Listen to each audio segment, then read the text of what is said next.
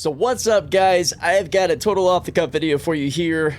We are frosted up in the Ironclad, currently in Stanton. Going to be heading back to Pyro because we finally sourced something that I've been looking for hours. And I was intentionally trying to not ask other people or look up where this weapon was. I was worried that Siege of Orison being shelved would mean that we might not get access to this weapon, but of course we've heard the whispers of leaks and such. So I am happy to report that I have got myself the new Behring CQ7 Bullpup Rifle sitting here off of my backpack. And on the other side, guys, the direct comparison, the P4-AR. So right off the get-go, I'm going to say that there is not going to be probably worlds of difference between these two firearms, just like you would expect this to be the case between two roughly 5.56 caliber semi-auto to full-auto weapons in real life. A lot of the benefits or differences that you're going to feel between the traditional M4 series or AR platform that the P4 sits on versus the Bullpup platform that the CQ7 sits on are going to be felt in person, like actually holding a gun.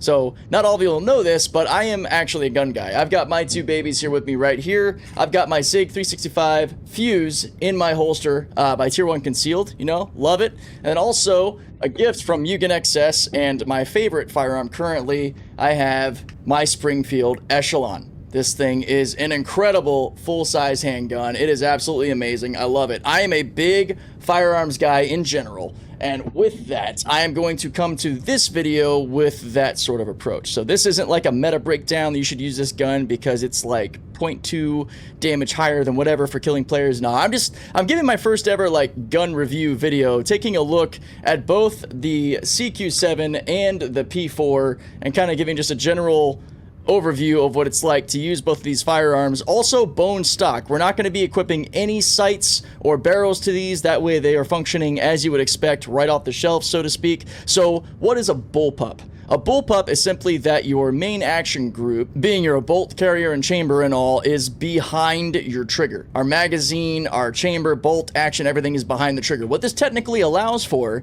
is the barrel to be longer than your standard AR while being more compact. If I had to give a guess based on looking at the character here and the overall barrel length, this is pretty long. This looks like it could be anywhere from an 18 to 21 inch barrel, whereas taking a look at the P4-AR, this is absolutely an SBR, or what we would call a short barrel platform. This is probably sub 16 inches. I would love to know what you guys think of this, because it doesn't have the standard barrel kind of sticking out. This is very compact, and one of the reasons that the P4 is loved so much. Now, in standard game lore, both of these weapons and the P8-AR that we actually have are lored to be 5.56 caliber. Now, the gaming world does things with alpha damage to balance this out. That's why you can essentially two-shot enemies with the with the P8-AR with like your headshots. That doesn't mean it's a 7.62 or a bigger caliber. It's just the way they balance the game. Now there is a P8-AR-M, which is the military spec that in the lore is a 7.62 caliber. Whoa, let's go. Can I get that one, please?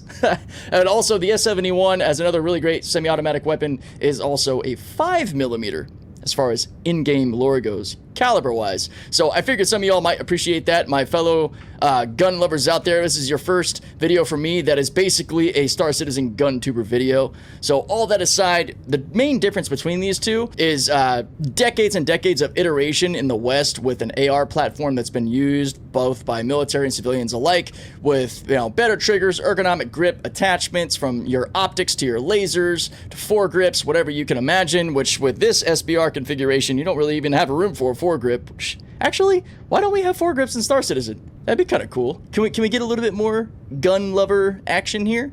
Then you can actually see here, we've got basically a built-in foregrip, which I can't really show too well. My left hand there is covering it. Also, love the character model trigger discipline in this game, you know? Finger off the trigger. You guys know, but it's very evident to see how much longer the barrel setup for this is. I would guess this is probably a 21 incher, which typically with a longer barrel like this, you would be expecting for better bullet velocity, better range of effectiveness, better overall damage on impact, but of course game balance has to kick in. So both of these weapons, from what we can tell, are about a 50-meter effective range, 810 RPM for fire rate. My naming scheme is weird on the CQ7 here because I am using Mr. Kraken's Star Strings plugin, but we can also see over here we got a 40 magazine size on both weapons. So basically the CQ7 just has the straight mag variant of the P4-AR's mag. So they're both 40 round magazines, not clips. Batteries are different for, you know, energy weapons, but please guys, as a gun guy and probably several gun guys in the comments, these aren't clips. Magazines. At least they're labeled properly in the description. LH86 pistol magazine. Love it. But we are looking at size 2 components for both of these guns, from your barrel to your optics and your underbarrel, which basically laser or flashlight. I love running the PT3 hollow sight. I've got a laser sight. I might run a Tacet 2 suppressor or a compensator. I don't really know yet, because you do have things that change your gun. Again, while we're doing this test as a stock gun test. But these two weapons, all is to say, are very similar. Some people call them the same gun, or say that the CQ7 is just a reskinned P4-AR. For the sake of video games, I don't think that's really an inaccurate description, because you can't feel the compactness of this bullpup like you would in real life, tucked in, how it would feel to change the magazine. Because when you're actually looking at how both of these guns operate, you of course have your magazine forward of your action group, your trigger, bolt carrier group, everything else. Whereas with the CQ7 Bullpup, it's behind. It's further up in the armpit. And now personally, I really like that. I like the feeling of lifting the gun and being able to hit the mag release and slip the magazine right out of that area. I think that's really ergonomic and compact. And the idea would be CQ7 close quarters, I don't know why 7. These are meant to be, you know, something that you would like, you clear your corners with. You know, you're tight. This isn't a great example because this is a wide open space. But if we were to head more internal to the ironclad, like let's say we're up here and we got target threats, you know, you're not worried as much about this bulkhead because you'd be able to like peek around and get this gun around these tighter spaces. Again, this is kind of wide open, so not really the best example here. Whereas with your P4, granted, this is a short barrel version, so it's also super compact and super useful for this. You know, you would have the same sort of benefit of being able to clear around tight spaces and to work within these corridors versus like having like a P6LR or a P8AR or something that would probably be getting in your way.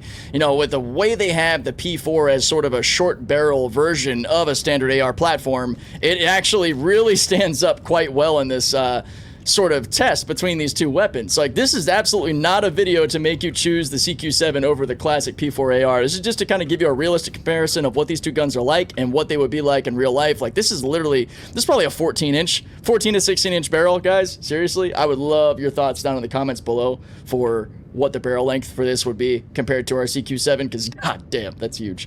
But what's unfortunate with that is that with the longer barrel and all, we don't have any difference to our effective range. I feel like our effective range should at least be 20 meters higher with this barrel. So maybe a little pointers for CIG. If you're going to give us a longer barrel, give us some actual stats that matter there. I mean, I know this isn't Tarkov or Battlefield, you know, where we have a bit more of our gun detail based in some realism. But it would be nice, I think, for a lot of us if those details were actually there.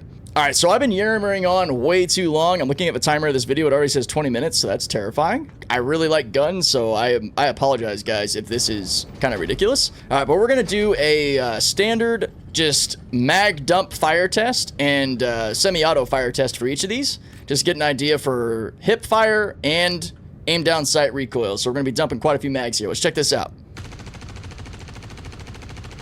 So that is quite a bit of bullet spread there. I was kind of naturally fighting the recoil with my mouse, so my apologies. All right, let's do a zoomed in version. I am not going to fight my mouse.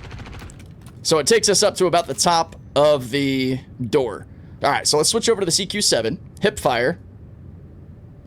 We do have that audio bug. I should have led with that. There is no current audio for my CQ7, which sucks. That spread and recoil looked very similar.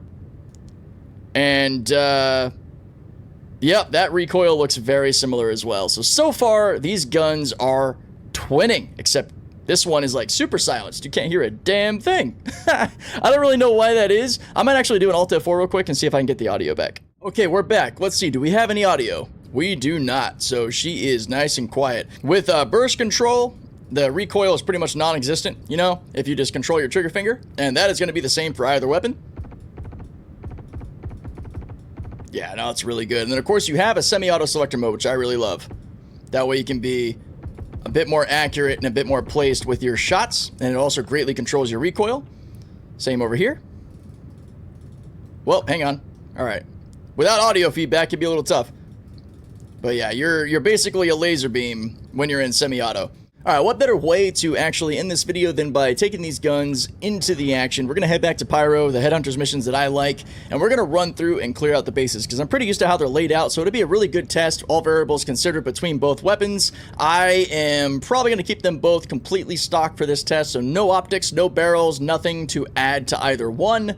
I might need to get some more P4 ammo, and I've only been able to loot about 18 magazines from doing the bunkers. I don't know if these magazines are in Pyro, so we'll see. That could be a problem, because right now they're not in stores. I already checked the stores at Corel 1, and there's no ammo for the CQ7 currently available, so that's a little bit of a problem in PTU. Hopefully that gets resolved super fast. Worst case, you gotta loot them from the bodies of the Foxwell NPCs, which, if you're wondering, I finally said it. I finally found this bad boy with this mission right here. Here, we'll go into my history. Oh, no, I can't see them. All right, no, it's fine, because I alt F4'd. I forgot that it changes this. So basically, it's running these missions right here. Well, not the Eckert one. Maybe Eckert. I haven't seen the CQ7 drop from them, but the Foxwell sight protections, the Ninetales ones.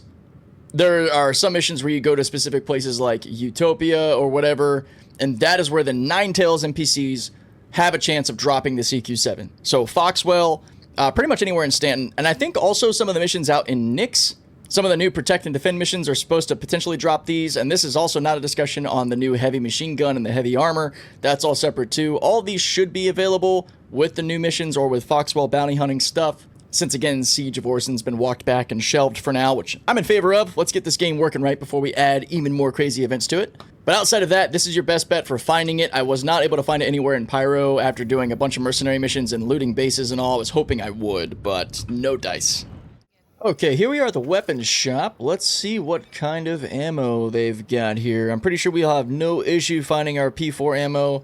I don't think CQ7 is in yet. Alright, here we go. Deep space hit. We gotta kill one guy, but we're gonna clear the base, because we've done this a lot, and we'll be able to see how these weapons feel. Got one dude over there. We got our main guy right here. Just gonna move through and clear this place out.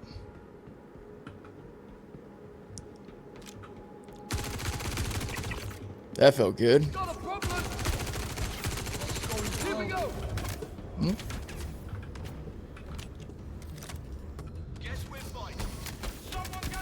Shit. This fight is giving me some serious deja vu right now. Yeah, some of these NPCs will chase you, man. So some ranged hits there. That feels good. Whew, we almost got mogged by a bunch of guys out of nowhere. Heal up. Alright. Reload. Whoop, wrong gun. There we go.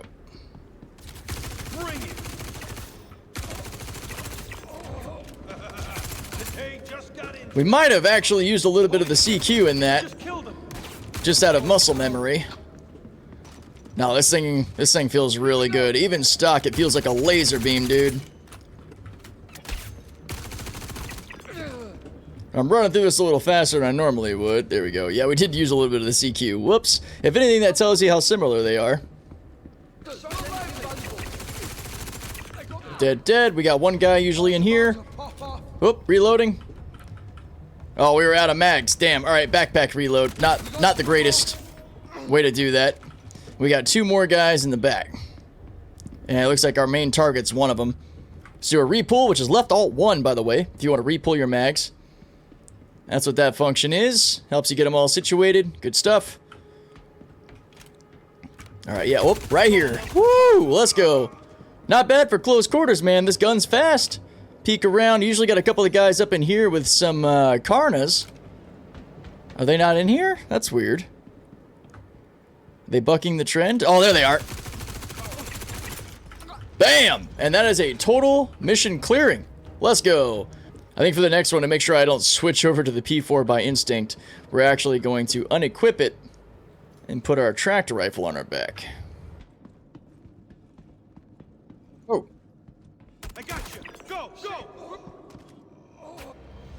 NPC respawn. Well, shit, this might just beat the test, because, we got some NPCs respawn. Shit, all of them. Yep, that felt good. I'm gonna go ahead and just grab this P4 and this P4 mag. Looks like a dead rig shotgun. The other dude's got a Karna. So, yeah, this will be both tests in one, I guess. Let's go ahead and do a repull test with our Bullpup. We're doing the same thing. Just getting our ammo in place. 2 targets here. Laser beam, man. And they are downed. Yeah, guys, that's pretty much it, man. It's, aside from having the audio bug right now, which kind of sucks. You don't really get that auditory feedback of the shots, but it performs identically. I really would love to see some nuance put into these firearms by CIG, especially given this one has the longer barrel. I would love for them to maybe bring down the fire rate of the P4-AR, you know, the 810, you know, on this gun, make it like 660, 670 or something, but then give us an effective range that's higher. Because right now the P4 and the CQ7 are both 50 meters. Give us 60 or 70 meters out of this with the lower fire rate and more impact force. You know, balance out whatever you got to do, but make it make sense with the longer barrel and give the gun a little personality outside of its P4 counterpart. That critique aside, guys, these guns both feel amazing. The P4 has always been a mainstay of the game, and I feel like if you like bullpups like I do, you're going to find yourself an awesome counterpart that you really enjoy that is just as reliable and fun as the P4. That is going to do it for this first gun review on my channel. Let me know what you guys think down below, and I'm going to get to editing this, getting it out, so I can go live in a little bit. I'll catch you later.